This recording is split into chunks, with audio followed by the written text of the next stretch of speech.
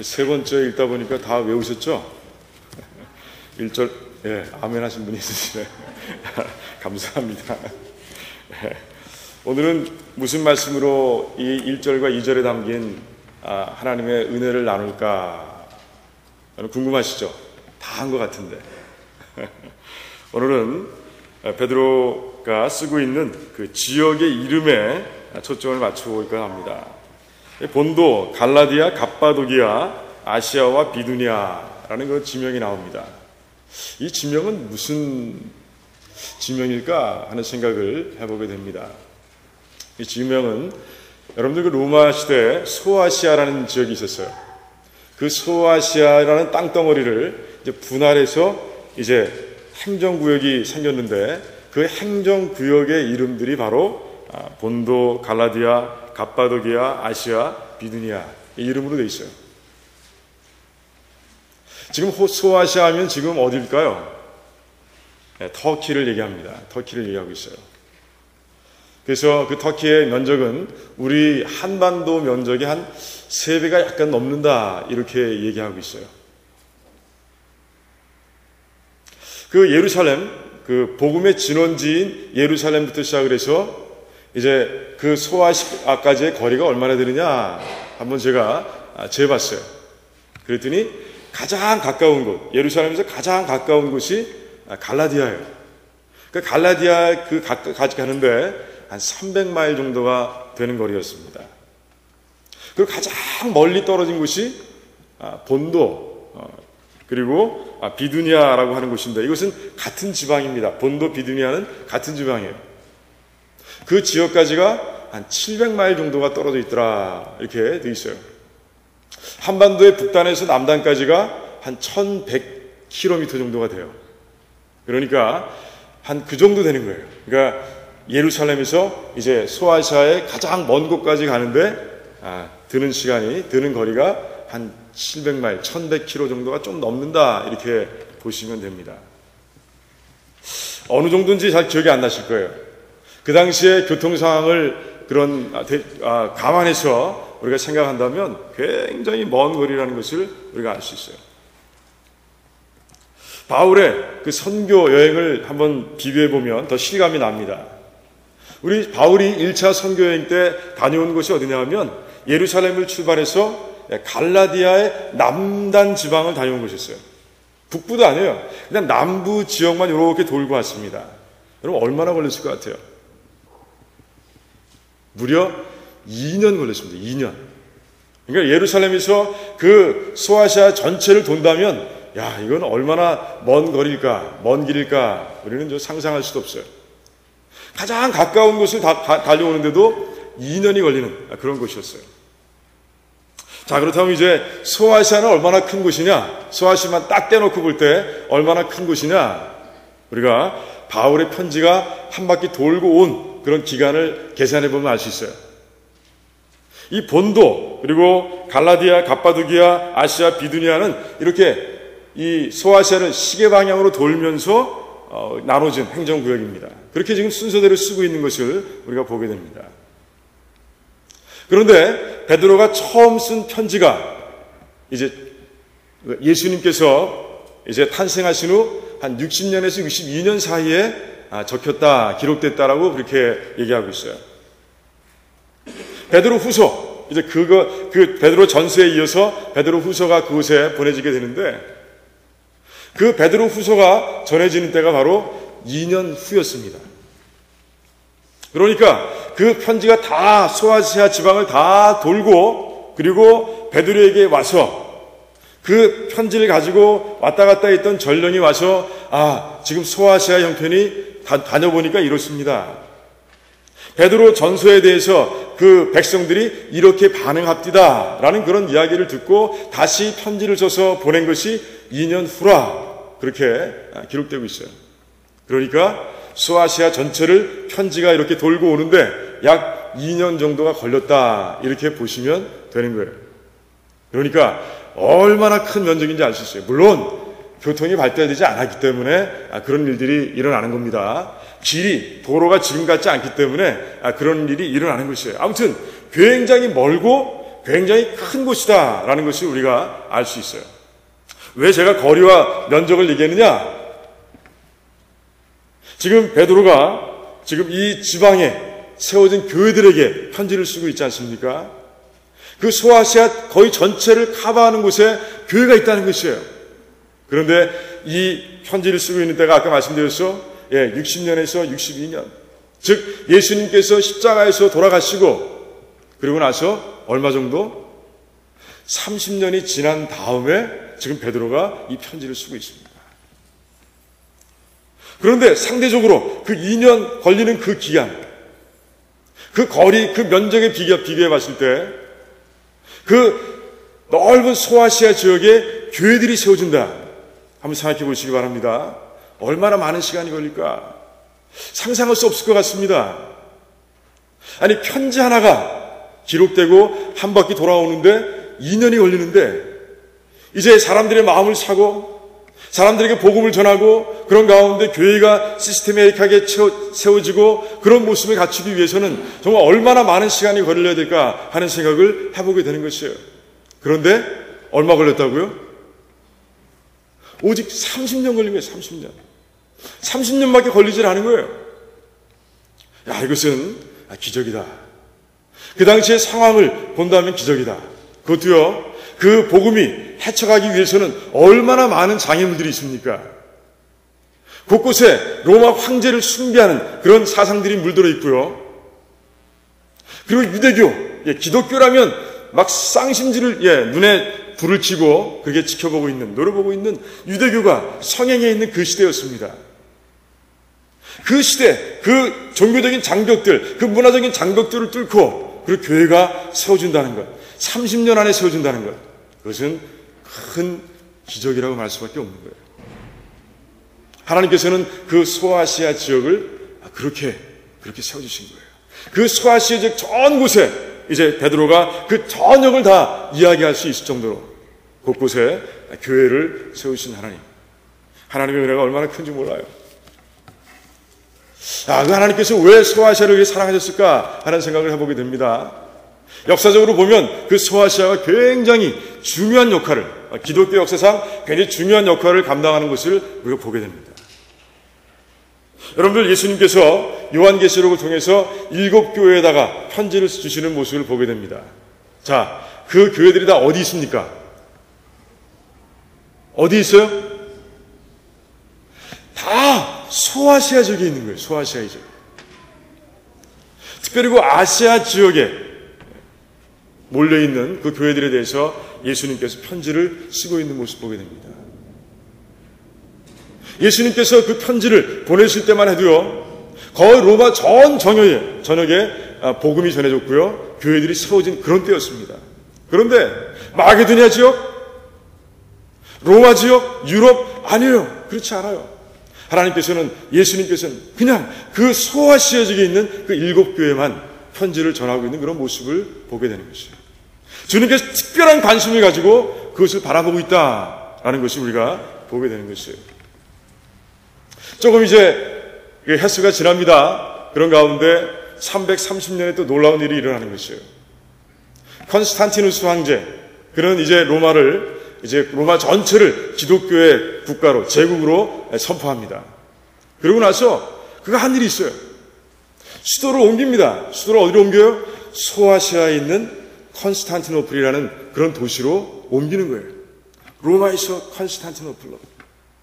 그런 가운데 이제 소아시아가, 로마가 아닌, 이탈리아가 아닌 그 소아시아가 기독교의 중심지로 해서 점점 세워져가는 모습을 보게 되는 것이죠. 로마 제국은 이제 조금 있으면 395년에 둘로 나눠줍니다. 서로마와 동로마를 나눠줍니다. 그런데 서로마가 먼저 망했을까요? 동로마가 먼저 망했을까요? 세계사 공부하신 분들, 서로마가 먼저 망했어요. 5세기경에 망합니다. 그래서 동로마는 15세기까지 망하고 난 후에도 1000년 동안이라도 더 이 땅에 존재하는 모습을 보게 됩니다. 그게 어디예요? 그게 소아시아를 중심으로 한 동로마 제국이라는 것이에요. 그런데 그렇게 1000년 동안을 더 존속함으로 인해서 그 동로마 제국이 한 일이 있습니다. 그게 뭔지 아세요? 놀라운 일을 했어요. 그 서유럽에서 기독교가 점점 더 발전하고요, 안정되고, 그리고 그 이후에 개신교가 탄생할 수 있도록 이제 바람막이 역할을 한다는 것을 역사 가운데 보게 되는 것이에요. 무슨 말이냐? 이제 중동 지역에서 이제 어떤 종교가 생겨납니까? 이슬람이라는 종교가 생겨나는 거예요. 그러면서 계속해서 그들의 세력을 서쪽으로 또한 동쪽으로 펼쳐가는 그런 모습 보게 됩니다. 그런데 유럽에 들어올 수가 없는 거예요. 왜? 터키, 그 유럽과 중동을 중간에서 막고 있는 딱 중간에 위치한 그 비잔틴 제국, 그 동남아 제국이요, 딱 막고 서서 보내질 않는 거예요. 바람막이 역을 톡톡히 한 것이에요. 그런 가운데 그 서구의 로마 캐톨릭이 이제 안정되게 성장하고요. 그리고 그런 가운데 이제 개신교가 탄생해서 자라날 수 있는 그런 요람을 만들어주는 거예요. 굉장히 중요한 곳이에요. 그래서 예수님께서는 아마 그곳에 초점을 맞추고 일곱 교회에 편지를 보내주는지 모르겠어요. 잘 몰라요. 잘 모릅니다. 성경학자들은 몰라요. 하지만 그렇게 추측할 수 있는 거예요. 그런 소아시아, 그 소아시아의 교회가 세워지기까지 하나님께서는 큰 기적을 일으켜 주셨는데, 그 큰 기적이 일어날 수 있도록 만든 두 가지의 요인이 이제 있는 것이에요. 첫 번째 요소가 뭔지 아세요? 첫 번째 원인? 바로 성령 하나님이십니다. 성령 하나님이시죠. 사도행전을 가만히 여러분들 읽어보시면 사도행전은 사도의 행전이 아니라 성령의 행전이다 라고 얘기할 수 있을 정도로 성령 하나님께서 강하게 역사하시는 모습을 우리가 볼 수 있어요. 소아시아 지역을 다니는 그런 선교사들에게 이제 힘을 주시고 지혜를 주시고 능력을 주시고, 그런 가운데 그들이 갈 때마다 놀라운 기적들이 곳곳에서 일어나게 하시고요, 그런 가운데 사람들이 마음을 열어서 복음을 받아들일 수 있도록 그렇게 만들어 주신 분이 바로 성령 하나님이세요. 성령 하나님이 첫 번째 원인인 것이에요. 그런데 두 번째 원인이죠. 여기에 초점을 맞추고 싶은 거예요. 오늘 설교는 여기에 초점을 맞추고 싶은 거예요. 두 번째 요소는 무엇입니까? 뭐라고 생각하세요? 바로 사람들이에요. 사람들. 정말 그 지역에 내가 복음을 전해야 되겠다라고 생명을 걸고 일어났던 사람들에 의해서 이제 하나님께서는 그 지역에 30년 만에 저녁에 교회가 세워질 수 있도록 하나님 만들어주신 거예요. 그 대표적인 인물들을 몇 분을 보고자 합니다. 첫 번째, 누굽니까? 이 편지를 쓰고 있는 베드로예요. 베드로입니다. 사도행전 2장에 보면요, 이제 성령 하나님께서 오순절 그 절기 때 이제 임하셨어요. 그런 가운데 성도들이 방언하게 되고요. 그런 가운데 이제 베드로가 일어나서 복음을 전하는 모습을 보게 됩니다. 오순절, 예수님께서 부활하신 후에 2달도 채 안 된 때였습니다. 예수님께서 십자가에서 이단으로 몰려서 처형당하고 나신 후에 2달이 채 안 된 것이었어요. 그런 때였습니다. 다시 예수 그리스도를 전한다면, 다시 복음을 전한다면 그들에게 어떤 일이 일어날지 그런 모르는 그런 때였습니다. 그런데 그때 베드로가 생명을 걸고 일어나는 거죠. 성령 충만한 모습으로 일어나서 예수 그리스도가 여러분들의 생명입니다. 여러분들이 십자가에 달아 죽이라고 하셨던 그 예수 그리스도가 메시아입니다 라고 그가 크게 선포하는 그런 모습을 사도행전 2장 속에서 볼 수 있는 거예요. 그런데 그때 몇 명이 침례받았다고요? 무려 3,000명이 그 자리에서 그날 침례받고 예수 그리스도를 믿는 모습을 보게 됩니다.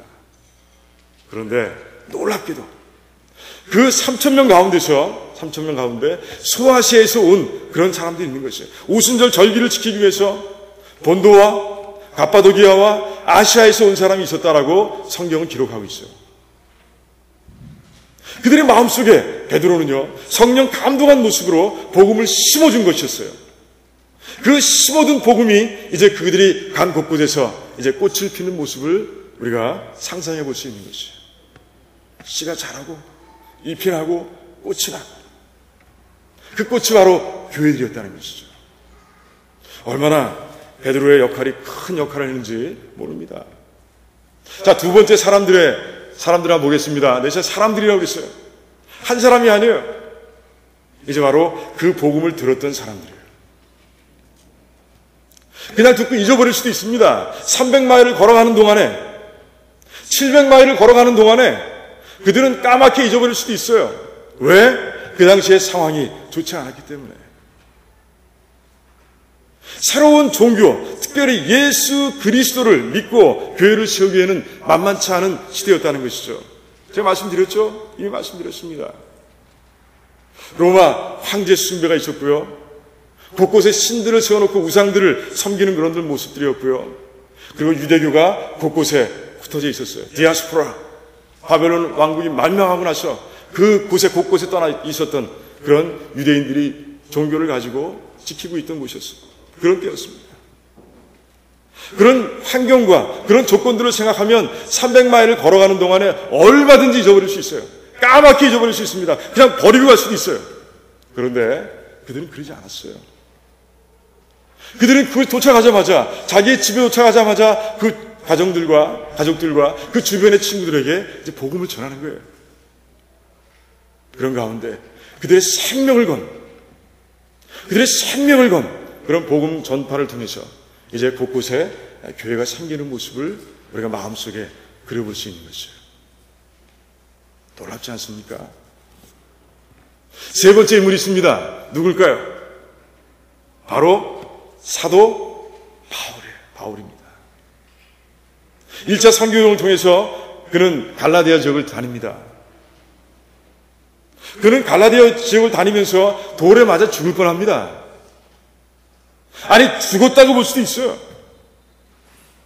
그런데 성령 하나님께서 고쳐주시는 바람에 그 자리에서 일어나는 그런 모습 보게 됩니다. 하지만 돌에 맞았다고 생각해 보세요. 얼마나 두렵겠습니까? 하지만 그는 두려워하지 않았어요. 그는 당당하게요, 담대하게 자기를 돌로 쳤던 사람들이 있는 도시를 다시 돌아갑니다. 그리고 다시 복음을 전합니다. 여러분들, 저 다시 왔습니다. 저는 돌에 맞아서 쓰러지는 모습을 여러분들이 보았죠. 하지만 그 소문을 들었죠. 하지만 저 일어났습니다. 다시 와서 복음을 전합니다. 복음은 이렇게 중요한 것입니다. 제가 생명을 걸 정도로 중요한 것입니다. 라고 전하는 가운데 이제 갈라디아 지방에 교회가 서기 시작하는 거예요. 2차 선교여행 때는 이제 마게도니아로 건너가서 하지 못했습니다. 하지만 3차 전도여행 때는 이제 에베소서에 정착합니다. 그래서 2년 반 동안 두란노 서원이라는 곳에서 말씀을 전하는 것이 매일매일 전했다고 되어 있습니다. 매일매일. 성경학자들의 분석을 보니까 매일매일 5시간씩 가장 더운 시간, 모든 사람들이 다 쉬는 시간에 바울은 그렇게 복음을 전했다고 기록되어 있어요.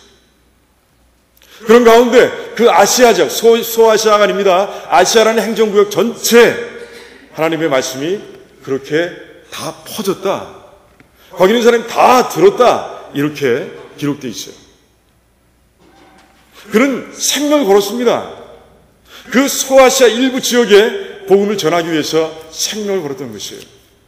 그런 가운데 아시아와 갈라디아 지방에 이제 교회가 든든하게 세워지는 모습을 우리가 볼 수 있게 되는 것이에요. 그렇게 해서 소아시아는 그 성령의 감동에 따라서 자신의 생명을 걸고 복음을 전했던 사람들에 의해서 이제 기적과 같이 30년 만에 교회들이 전체 퍼져 있는, 세워지는 그런 모습을 우리가 볼 수 있게 되는 거예요. 그런데 이 시대도 소아시아가 여전히 있다는 것입니다. 복음이 전해지기 전에 소아시아가 분명히 이 땅에 존재한다는 사실입니다. 이제 그 땅을 향해서 이제 성령 감동함으로 일어나서 생명을 걸고 복음을 전할 사람들을 하나님께서는 찾고 계신 거예요. 어떤 사람들에겐 그 소아시아가 자신의 가정일 수도 있습니다. 어떤 성도들에게는요, 그 소아시아가 자신의 일터일 수도 있습니다. 어떤 분에겐 그 소아시아가 정말 여기 나와 있는 것처럼, 사도행전에 나와 있는 것처럼 어떤 땅끝일 수도 있습니다. 어디든 상관없어요. 중요한 것은요, 그 소아시를 향해서 이제 내가 생명을 걸고 복음을 전하겠다고 결단하고 일어서는 성도들이 필요하다는 것이에요. 예수님께서는요, 지금은 추수했다라고 말씀하셨어요. 추수했다. 일꾼이 부족하다라고 안타까워하시면서 예수님께서 말씀하셨어요. 저는 여러분들이 그 소아시아를 향해서 어딘지 모르지만 여러분들 아마 알 거예요. 하나님께서 자꾸 부담 주시는 그런 곳이 있을 겁니다. 그 소아시아를 향해서 생명을 걸고 일어서 결단하고 복음을 위해 헌신하는 그런 여러분들이 다 되시기를 주님의 이름으로 축원드립니다. 그래서 하나님의 나라를 확장해 나가는 그 일에 여러분들의 생명을 걸고 성령 하나님과 함께 동역하는 그런 귀한 백성들, 그래서 하나님께서 우리를 통해서 기적을 일으키시는 모습을 절절하게 체험하는, 삶 가운데 체험하는 그런 귀한 백성들이 되시기를 주님의 이름으로 축원드립니다. 네, 기도하겠습니다.